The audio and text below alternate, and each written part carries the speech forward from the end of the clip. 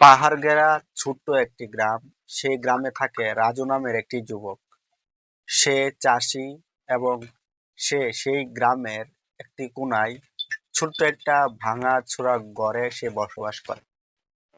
এলাকার মানুষ যখন রাত গভীর হয় তখন দরজা জানালা বন্ধ করে তারা ঘুমিয়ে পড়ে।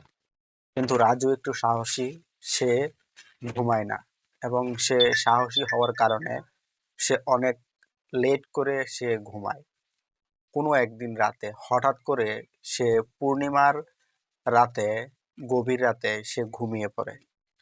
ঘুমিয়ে যাওয়ার পর যখন মাঝরাতে সে তার দরজায় খটখটানির আওয়াজ শুনতে পায়, তখন তার ঘুম ভেঙে যায় এবং ঘুম ভেঙে যাওয়ার পর সে দরজার সামনে এসে দরজা খুলেই দেখে একটা বয়স্ক মানুষ। এই মানুষটির পরনে ছিঁড়া ফাটা কাপড় এবং তার চোখ একেবারে লাল টকটকা।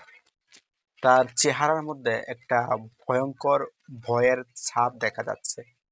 কিন্তু লোকটিকে দেখে মনে হচ্ছে সে খুব অসহায়। বয়স্ক লোকটি বলল, আমাকে কি একটু আশ্রয় দেওয়া যাবে? রাজু তখন, রাজুর মন মানসিকতা অনেক ভালো। সে বৃদ্ধ লোকটির এই অবস্থা দেখে সে বৃদ্ধ লোকটিকে ঘরে প্রবেশ করার অনুমতি দিল এবং তার সাথে একসাথে খেতে বসলো। খেতে বসার সময় লোকটি একেবারেই চুপ, কোনো কথা বলছে না, তবে মাঝে মাঝে সে এমন একটা হাসি দেয় যেই হাসিটি খুবই রহস্যজনক। রাজু মনে মনে একটু ভয় পাচ্ছে, কারণ সে সাহসী। এই জন্য মনে মনে ভয় পেলেও সে স্বাভাবিকভাবেই ওই বৃদ্ধ লোকটির সাথে খাওয়া দাওয়া করেছে। খাওয়া দাওয়া শেষ হওয়ার পর বৃদ্ধ লোকটিকে আলাদা একটা রুমে থাকতে দিল রাজু। ঘুমিয়ে পড়লো, রাত গভীর হয়ে গেছে। হঠাৎ ওই বৃদ্ধ লোকটিকে যে রুমে থাকতে দিয়েছে সেই রুমে আলো দেখা যাচ্ছে।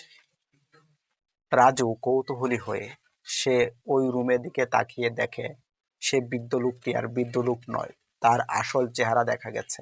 সে একটা আসলে ছায়ামূর্তি, তার ভয়ঙ্কর রূপ সে প্রকাশ করে দিয়েছে। রাজু এটা দেখে একেবারেই ভয় পেয়ে গেল এবং সেখানেই অজ্ঞান হয়ে পড়ে থাকলো। পরের দিন সকালে যখন এলাকাবাসী রাজুকে ঘুম থেকে জাগানোর জন্য রাজুর ঘরে আসে, তখন দেখে রাজু তার ঘরের মাঝখানে পড়ে আছে অজ্ঞান হয়ে।